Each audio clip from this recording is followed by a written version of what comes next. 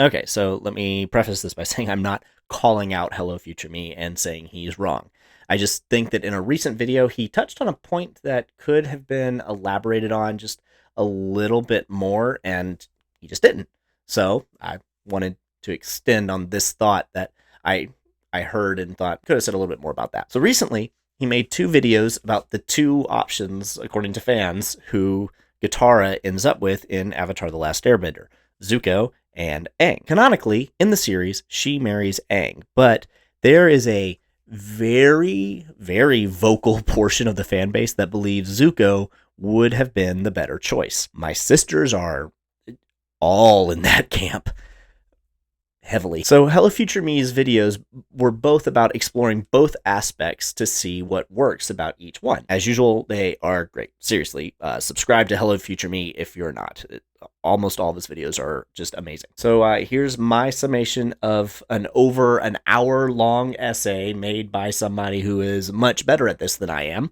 Zuko and Katara are a better love story. They do fall into the kind of hated now enemies to lovers trope, but I think it's in the best way. It's honestly in the way that shows why the trope exists at all. For one, they're opposite to each other. They're fire and water. They're both leaders in a different way. He teaches her to be stronger. She teaches him to be kinder. When she's facing her biggest emotional struggle in the show, he helps her deal with it after Aang fails spectacularly. At the end, for the climax, they help each other defeat Azula together. She would be willing to call out his crap in a way very similar to Iroh, and a deeper thought, them coming together would symbolize the world healing after the war. By contrast, Aang and Katara don't have a whole lot going for them. He meets her and he develops a crush, and over time she starts to reciprocate his feelings, and there really isn't a whole lot of broader symbolism or pathos in the relationship. But you could argue that it's a much healthier relationship, one full of mutual respect and loving kindness and sacrifice and a complete lack of drama, which is good to show in fiction because it shows people that such things exist. What I think Hello Future Me missed is that it's not that Zuko and Katara is a better story,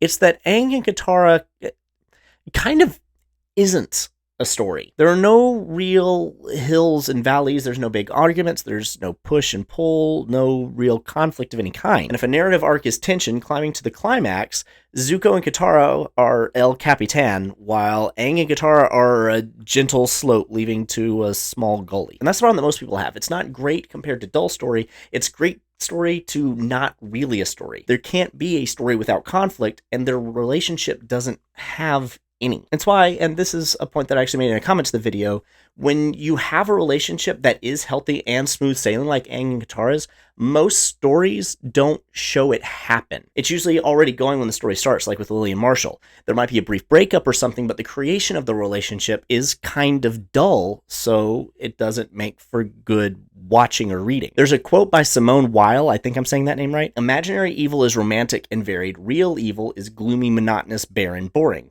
Imaginary good is boring.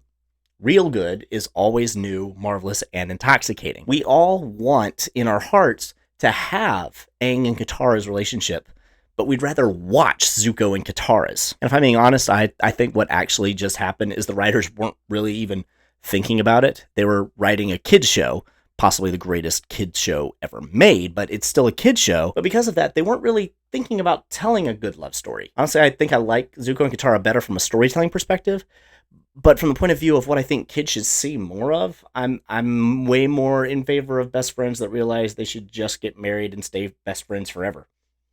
I might be biased though, because that's my story. See you next time if you subscribe. Bye.